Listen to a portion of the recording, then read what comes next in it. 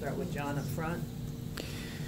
Coach, thoughts on Wisconsin, what they've done so far, and the challenge that they present?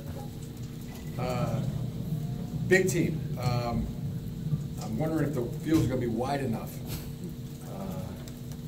And they play extremely hard. Run, effort. I mean, I had the pleasure of coaching Chris Borland a few years back. And I mean, it's a team of Chris Borlands. High energy, tough, guys that can run, and big physical team. Very impressed. Right in front there, Adam. Jim. Mm-hmm. Looking at Hornibrook, that was his first start Yeah. against a very good team defensively.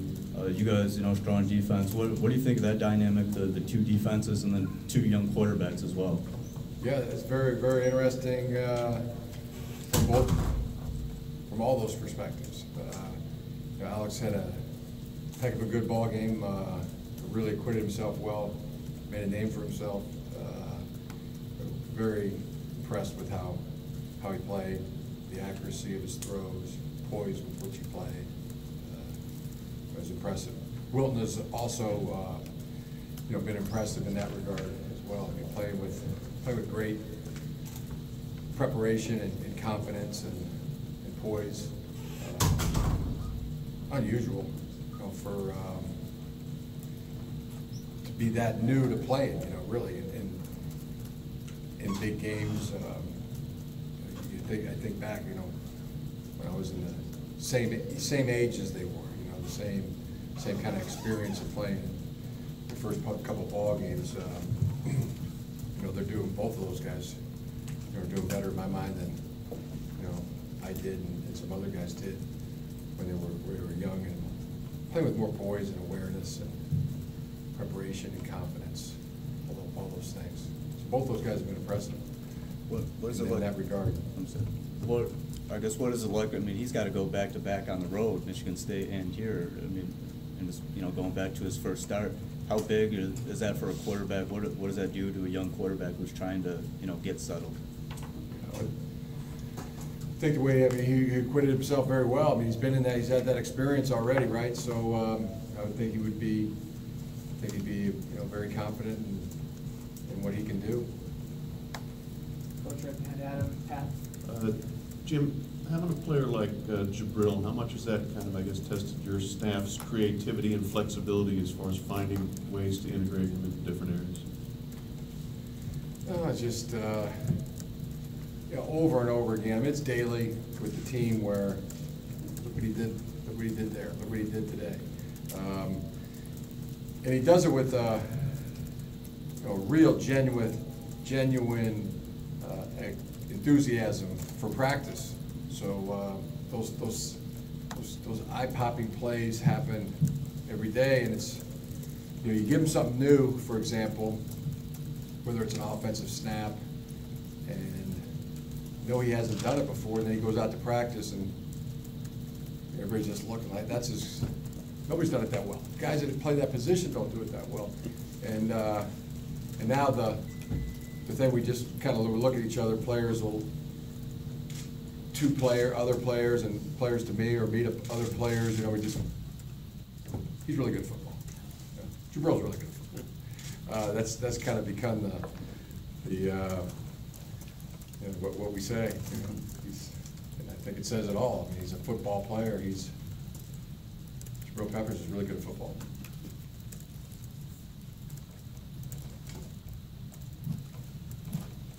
Angelique. Jim, I think it was the second series of the game. Davion blew up a couple guys in pass protection. How is he the most proficient guy in that sense on this team? And how hard is it for a back to make that and to become a very solid guy in pass pro?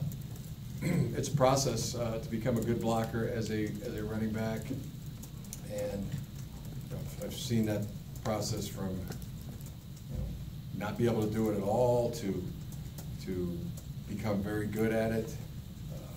He takes a lot of pride in it. Backs that have that, where they take a lot of pride in being a pass protector, Frank Gore's like that. He wanted to be the best pass protecting running back in the National Football League. And he took a lot of pride in doing that, and I think he was. I think he was and is the best I've seen. And Davion is he's doing the same thing. He takes a lot of pride in it. Wants to be extremely good at it. He is the best pass protecting back on our team, and he's very far along in being a good pass protecting back, which is something that when you draft guys into the NFL, and you see good running backs come in. That, I mean, we're starting at the beginning here and teaching this youngster how to pass protect. But he's far along in the process. He's good. Coach in the middle, Dan. You mentioned you thought Jeremy Clark was probably an ACL on Saturday. Do you know for sure whether he's done for the year or not? Yeah, he tore his ACL. And then where does that, I know you get Jordan back this weekend too, but where does that leave the secondary as far as depth and having a lot of guys to rotate through? And you lean more on some of those freshmen now as they come along? Yeah, I think so. I think there's Brandon Watson, who's we trust as a good football player. You mentioned Jordan Lewis, a great football player, and then both David Long, Lavert Hill. We're going to step to the fore now. They've been practicing and playing a little bit, and now they'll be called on. Over here to your left, Coach Rachel. Khalid Hill made a big impact again this weekend. What have you seen as far as his development as fullback goes, and kind of what do you project for him as he goes forward? Really good things. I think it's his spot. It's his real natural position for him. He's tough. He's got the size and the strength. Be a prototypical type of fullback. Got the catching ability, and he's got the added attribute of being able to run with the football. And sometimes people don't even ask the fullback to do that, but he's got that added ability as well. So just keep progressing. And I think he'll have a chance to play that position, make a career out of it. I really do. Coach, over to your right, Nick. Jim, I think Jeremy's at 30% or whatever that rule is. Are you guys going to entertain trying to get a 6th year for him? Yeah, we'll definitely look into that and driving. Coming to the front here, John. Staying on the same topic, Coach, he gets put on the cart, your whole team comes out there and surrounds him. What's that say about how they feel about him and maybe the closeness on this team right now? It says a lot. I don't know if I've ever seen that before, and it was that way in the locker room as well. I mean, we came together as a team after the game in the locker room, and half the team went into the training room to see Jeremy. And he's a highly respected person on our team. Mark.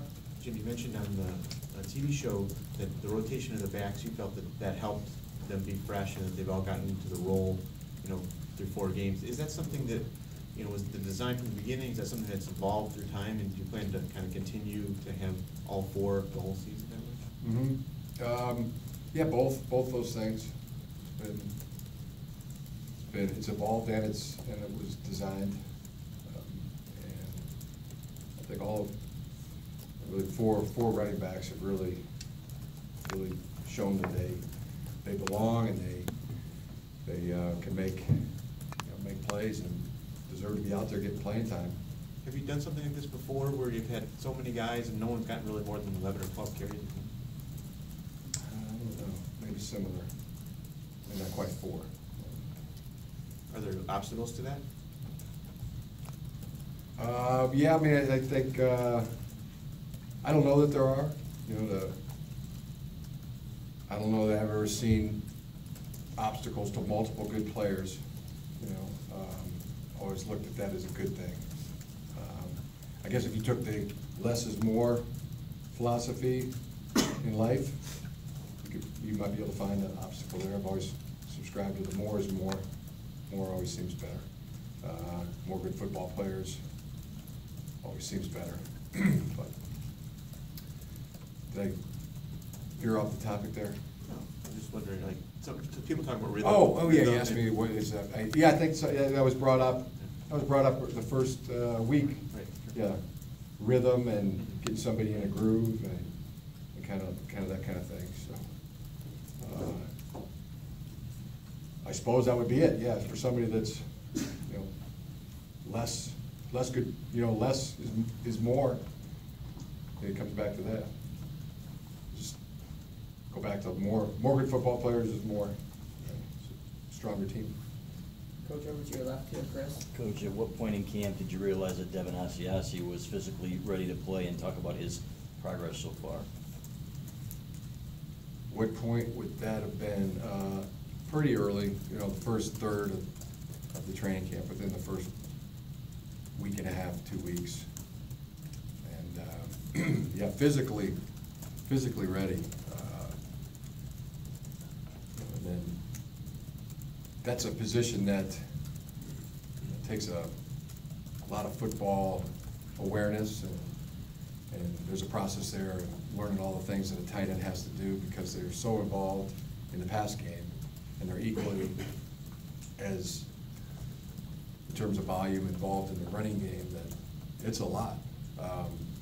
Especially, for somebody that is really good at blocking and really good at running routes. So he's really in that process of becoming an expert, a polished guy, but it's way ahead of schedule, because he's a smart football player, and he's mature and physically talented and gifted, and gives a lot of effort. So, it's accelerated. He's already into AP tight end play in college, taking the AP courses now as a freshman, and it's exciting. In the middle to the right there, Brendan. The program as a whole hasn't beaten a top 10 team since like 2008. At this point in your rebuilding of the program or that whole process, does a game like this carry extra weight in terms of believing that you win games like this, or do you think that was taken care of last year? Well, you know exactly where we're coming from there. We started at the beginning of the season saying that, looking at every team on our schedule as teams that we were going to have to highly prepare for, and respect would be at the highest as well going into each and every one of those games, and we would have to have our best week of practice, and play our best game, knowing that we'd be tough to beat, and every opponent on our schedule will be treated that way. Over here, in the league. That's what we're striving for. I have two, Jim. Brian Monet, any update on his status coming for this game? Yeah, could be hopeful for this game, and we'll see today. But I mean, we're hoping that they practice this week, and possibility he plays in the game. My second question, I don't know what kind of relationship you have with Les Miles, but your reaction to his firing, and is he someone that you could possibly bring in as an analyst or even as an honorary captain this season? Yeah, those are. I have good suggestions. What I mean, I have respect. I have utmost respect for Les, Coach Miles, and Cam. I haven't talked to him yet, but I hope too soon. We're on the right side, Nick. Jim, with the run game, offensive line, was that as solid a day from Eric and Kyle on the right side that you've seen in a while here? I mean, it looked like they were moving people all day long. Am I off on that? Was somebody else better? Yeah, I know. I agree. I think the right side was very good, and I'd also point out Grant Newsom. Grant had his best game, and probably the best performance on the offensive line was with Grant. And as a group, I think they're really playing well together, gelling, and good to see. I liked so many things. Davion had his boy, does he run hard. Gosh. He had one of his runs early in the game where he broke in there 6 or 7 yards and then bounced off a tackle, did the spin, kept going. Somebody's trying to hit him and he's still going and just running so hard. And that is, but to watch our offensive line pursue, that's what really got me excited. Was our offensive line knows it too when Davion's running the football, and they're pursuing. Their pursuit was almost as good as our defense's pursuit, and that's gotten better because they know that they got a chance to get downfield and make a block. And J.U. Chesson on that very play had the best pursuit of anybody on our offense. And he was even down at one point on the ground and got up and ran and got ahead of Davion and made a block. And here comes our line pursuing from the backside. So it was a run from about our 30 to about their 40. If you're thinking along this, if you know the play, but that was, our offensive line. I'm complimenting them in regard that they're pursuing, and also they know when Davion's running that there's a good chance that he's going to break a tackle and he's going to run strong, and they get in position to make a block for him. Same with our receivers. That's good football. Time for a couple more questions. We'll start in the front right. Mark? You had mentioned after the first game that Kareem was going to focus on academics and not be with the team in terms of practicing. Is that going to change, or is that going to be the whole season? Kareem and I talked on Friday, and it's going really well. It's going really well right now, and it's a positive, and we'll see. It's since it is going so well, I think that's something that we'll continue to do, and I think the best. He'll probably, at this point, he would redshirt this year, but the main focus is that he is to see him excited about class and he's having success and he's doing well. We'll see how it goes, but he's also physically training and working out with the team, but there was an excitement and enthusiasm that he has right now about academics and school that it's been a real shot up in that regard. So kind of we'll see, but right now very positive. Middle there, Adam. Jim, you guys, not that you guys haven't played physical up to this point, but you guys have shown a lot of big play, a lot of finesse and speed. Do you feel like the Wisconsin game will be an opportunity for you guys to really showcase your physical side, that hard edge stuff that, especially defensively, like Don Brown's been talking about since he arrived here? Yeah, whenever you're playing a very physical opponent, very good opponent, then there's an opportunity to show what you can do out there as a football player. I've always believed that. Good football players, that's kind of why they get together for games. Good football players going against each other to show who the best is. That's the best thing about football, that competition. Right behind Pat. One more Pepper's question. Has it been a case where you have gone to him and said, hey, let's try you with these other things, or has he been coming to you and saying, I want to do other things, or how's that work? He's made it clear that he wants to do as much as possible. So that isn't so that isn't in question, and there's no question that there's all of our coaches, special teams, offense and defense, they're like a bull with their paw on the ground. They want Jabril involved, and then this past Saturday, there were times last year.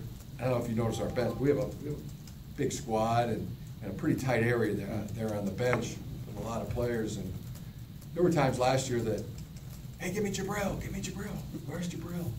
And this past Saturday, I would just say, Jabril, and he'd be, yeah, I'm here, coach, right here. And he literally, 2 feet behind me, so I know he's the same way. He wants to. He's like a bull, you know, pawing at the ground, ready to attack. So it's good. I mean, sometimes I didn't even get Jabril. And he goes, "I'm here, coach, right here." It's exciting. He's good at football. Last question up front, Angelique. I don't have a mic. Drake Johnson was in uniform Saturday. Yeah. Was he injured, and is he available? I mean, if he was in uniform, I imagine he's available to play. Yeah, he had a soft tissue injury that came up before the first game, and he's worked his way back. Practiced last week, and getting back to action. Mm-hmm. How many plays was Jabril in 2 weeks ago? Do you know, in the Colorado game? Yeah, I can't remember. I track it. Can't remember. It was. That seemed like the He most. had the highest amount of plays that week, not this week. Ben Braden had the most plays at 80. I think 2 weeks ago, 80 to 90. Okay. But it hasn't been as much as some of the games last year when he was playing both ways. But I can get that to you. I'm just curious. You're talking about the Colorado game? Yeah, because it seemed like he did so much in that game, but I think he had more offensive snaps later in the season last year, so that's bumped up his.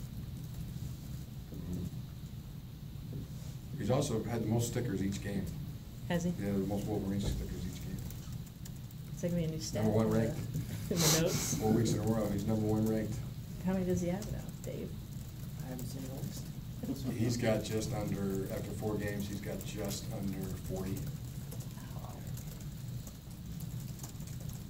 Who's second? Maybe 30, but he's got 37, 36. Who's second? They're close up. I can find that out. All right. We're I gonna need keep a the chart every list. week of The that. list changes. Pardon? We're gonna need a chart every week of that. You want a chart? I can provide that. We're not gonna do the You gotta depth come with a chart, at little least give us a sticker quarterback chart. wrist. Yeah. We can, That would be There you go. beneficial. I can give you that. All right. So no depth chart this season, though, right? Huh? No depth chart this season, right? You're not going to provide a depth chart this season. You were talking about giving us stats, so I was just wondering if that was coming. Yeah, next. maybe I'm open if that's, if that's something that would be beneficial, or Dave Abloff, amongst his peers, feels like they, for respectability, if he wants a depth chart, I could be persuaded to do that. I think you know my feelings on it. Yes. It's a very outdated task. Found the best way to do it is just you watch the tape of the games, and we know the opponent's depth chart, truest form, rather than rely on the public relations director of each team. That's something you want, Dave? I'm agreeable to whatever you decide. Good answer. And I think the number Okay. was 83 plays for Jabril in Colorado. That sounds right. He's a crackerjack. He is. All right, thanks, Coach. Good, thank you. Pull the players in here in a minute.